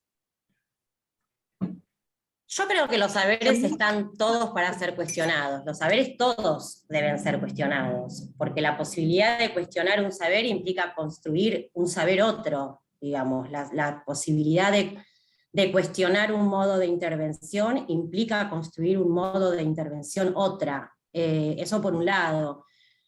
Me parece que es necesario y es imprescindible como acto de reflexividad, digamos, como acto de aprendizaje también, ¿no? Porque si entendemos que lo social es un proceso y es una construcción, no podemos hacer que los marcos referenciales también funcionen como doctrinas, digamos. Los marcos referenciales también tienen que tener movimiento, tienen que reconocerse en ese proceso. No es lo mismo explicar lo social hoy que hace 20 años atrás, las problemáticas, las manifestaciones, los tránsitos singulares, digamos, eso nos quedamos cortas, sí, no reconocemos que las matrices teóricas tienen que mover a la luz del proceso histórico-social. Eso por un lado, por ende, bienvenida o bienvenido todo tipo de cuestionamiento. Y después... Por eso, sí. no, iba a decir que por eso es importante, para lo que decía Germán, ver y decir desde qué marco referencial uno está hablando. Claro que se puede cuestionar, pero si uno escribe desde el psicoanálisis, otro escribe desde lo sistémico, otros escriben desde el cognitivismo, ahí es donde se dificulta un poco la relación, porque vos podés cuestionar de acuerdo al mismo marco referencial que tenés. Pero si vos sos psicoanalista, no podés cuestionar por ahí el cognitivismo. Digo, se me ocurre, ¿eh? Pero habría un común denominador, digamos, le, entre todos los marcos Germán, teóricos, querido, que sería... te iba a decir una cosa, de todo lo que vos dijiste estoy totalmente de acuerdo, pero te faltó una cosa que para mí es importante, y es la ética profesional. Yo acordé con lo que vos decías, pero le agregaría una ética profesional, que todos ya la conocemos o sabemos, ¿no es cierto? A qué puede hacer referencia. Porque a veces las mezclitas, viste, confunden. Pero uno tiene que mantener una referencia y una ética.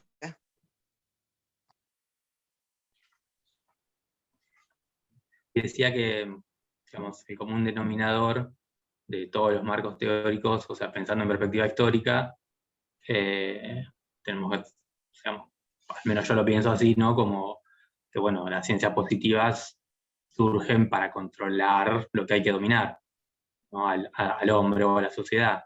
Por lo tanto, en este punto hay que cuestionar y un poco revolucionarlo, porque si no, como decía Foucault, digamos, los psicólogos nos decía algo así como que éramos normalizadores u ordenadores o aleccionadores disfrazados de emancipadores.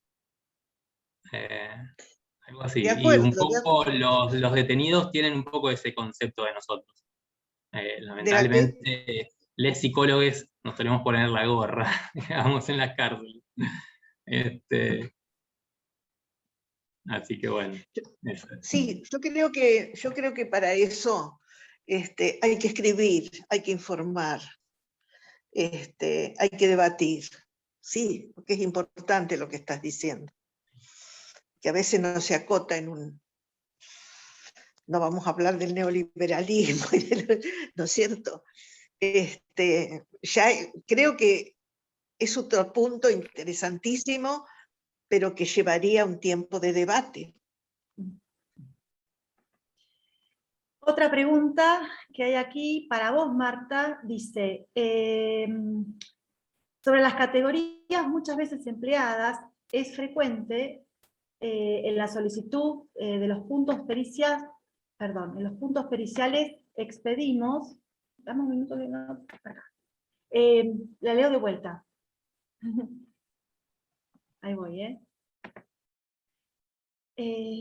dice, acá. Habla sobre las categorías periciales empleadas, dice. Es frecuente en solicitud de los puntos de pericia expedirnos sobre categorías periciales. Lo que no sé cuál es la pregunta, creo que... No, pero está bien, es cierto, ¿no? Creo entender. Respecto al índice de peligrosidad, Marta, pregunta por el índice, la categoría que se utiliza en los pedidos judiciales respecto del índice de peligrosidad, a eso se refiere. Bien, ahí vamos. Claro, sí. Hay muchos puntos de pericia que yo creo que deben ser reformulados. Y si vos estás en un lugar donde tenés acceso a quien te preguntó, yo creo que hay que levantar el teléfono y preguntar, ¿usted hace referencia a esto con la pregunta? No tenemos que tener ese temor de que el juez te pregunte o alguien te pregunte y vos... No, se puede reformular la pregunta o si no, volver a preguntar a qué hace referencia con tal. Sí, los puntos de pericia son la peligrosidad de un sujeto, yo no sé si se puede establecer, digamos, en un informe, porque a lo mejor una persona neurótica que no pasa al acto, uno puede considerar que, bueno, que no es peligroso, ¿no es cierto? Sin embargo, hoy asistimos a sujetos neuróticos que pasan al acto, digamos. Los tiempos van cambiando, tenemos que atender mucho a los cambios de la época, mucho tenemos que atender, porque bueno, están los femicidios actuales que no estaban, están los sujetos neuróticos que ahora matan, que no pasaba eso en la época freudiana, está el incremento de abusos sexuales, que yo me pregunto, a más derechos del niño hay, más abusos sexuales infantiles hay. ¿A qué se debe? ¿Por qué se instala tanto hoy el hombre en las coordenadas del delito? El ideal antiguo, digamos, se ha reemplazado por el goce. Hoy hay que gozar. Te vas a comprar una lamparita y tenés 2 cuadras de lamparitas, por poner un ejemplo estúpido, digamos, ¿no? Pero creo que el goce está reemplazando al ideal. Hoy no hay tiempo para la reflexión, o no hay demasiado tiempo para la reflexión. Todo ya es la cultura de la eficacia. Es rápido. La biología recorta los cuerpos, los divorcios múltiples, las uniones monomarentales. Es un cambio que tenemos que atender mucho a la época, porque eso también se refleja en determinadas demandas actuales. No desconocer la época actual por la que estamos atravesando. Bien, gracias, Marta. Sí, yo te quería hacer un comentario en relación a eso. Me parece que es interesante esto que reitera la pregunta ahí el compañero en el chat, en relación a decir que nos tenemos que animar a preguntar también nosotros los profesionales qué nos están pidiendo cuando nos piden algo, ¿no? No dar como que nosotros tenemos que responder, como sentados. Preguntarnos. Exacto, me parece que es necesario eso también, habilitarnos en nuestros trabajos, ¿no? En nuestras cuestiones cotidianas, a decir, bueno, yo puedo responder eso quizás, o no, o sentirnos que no podemos, pero aunque podamos, aunque consideremos que haya un modo de responderlo, porque me parece que es esto, ¿no? Es una construcción nuestro trabajo, y esto que dijeron las dos, ¿no? Son sentidos que generan cristalizaciones respecto de las personas de las que estamos hablando. Entonces no es cualquier cosa lo que uno va a responder cuando uno está respondiendo. Por eso que es necesario que en nuestra ética nos cuestionemos y nos preguntemos qué estamos respondiendo, ¿no? Y otra pregunta que está en el chat tiene que ver con esto, ¿no? Cuando termina siendo una respuesta estandarizada, rutinaria, ¿no?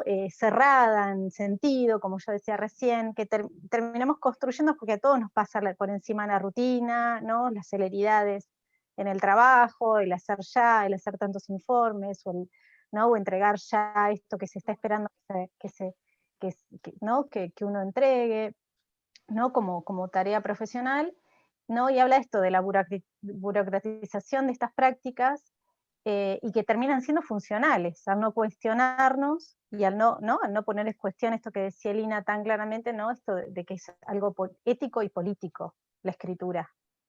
¿No? Me parece que, bueno, era una reflexión acá en el chat de Jessica. Es una permanente, claro, una permanente revisión, ¿no es cierto? Un permanente cuestionamiento, seguro.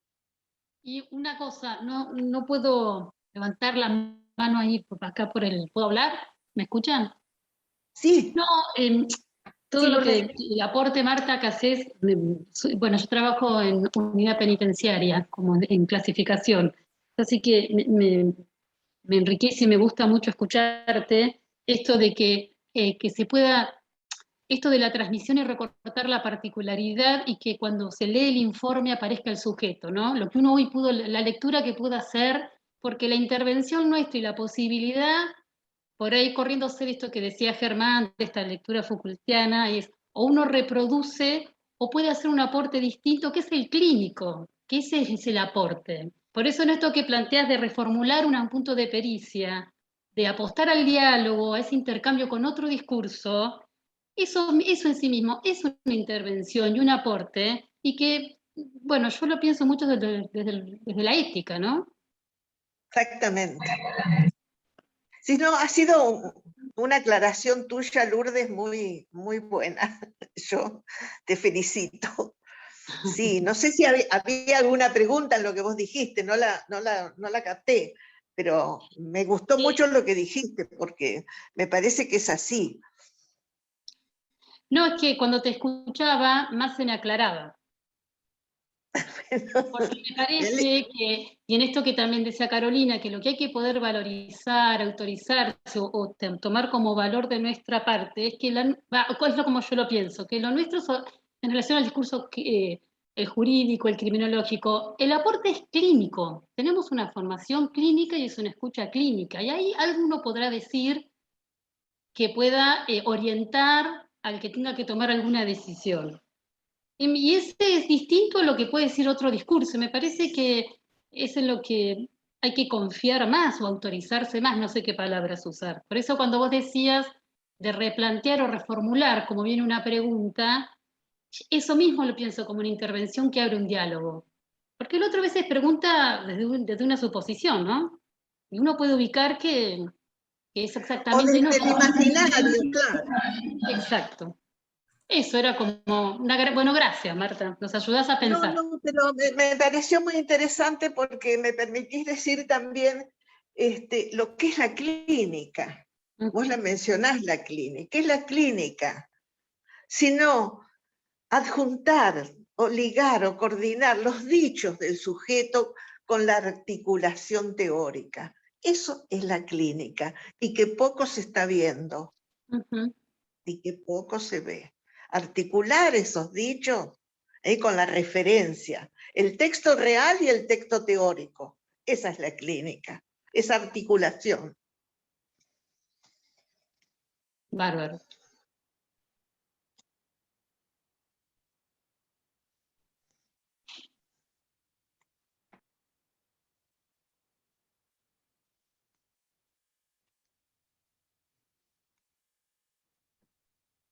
Bueno, creo que, a ver si hay alguna más. Carolina, ¿querías hacer una pregunta? ¿No estamos? No, te decía de leer en del chat un par de comentarios. Hay una pregunta más, dale. No, hace un aporte acá Jimena, una compañera de la dirección, ¿no? De la importancia de estos espacios, porque nos genera a todos volver a pensar, un repensar importantísimo, que uno a veces en el devenir cotidiano ¿no? se ve abrumado por todas las cuestiones a las que uno tiene que atender, de plazos que nos exceden. Dice... este encuentro demanda un tiempo, dice encuentros varios, una escucha que no se dedica necesariamente a eso, en función de las urgencias, ¿no? O sea, la urgencia no escucha, es ya, ¿no? Y uno se dedica en la disciplina, sea trabajador social o psicólogo, a escuchar, que es lo que hablábamos la vez pasada, ¿no? Y coinciden estas lecturas de la semana pasada, una escucha ética, decía Silvana, ¿no? Que es lo que dijeron las dos hoy. Así que, bueno, en el chat agradecen todos la posibilidad de escucharlas.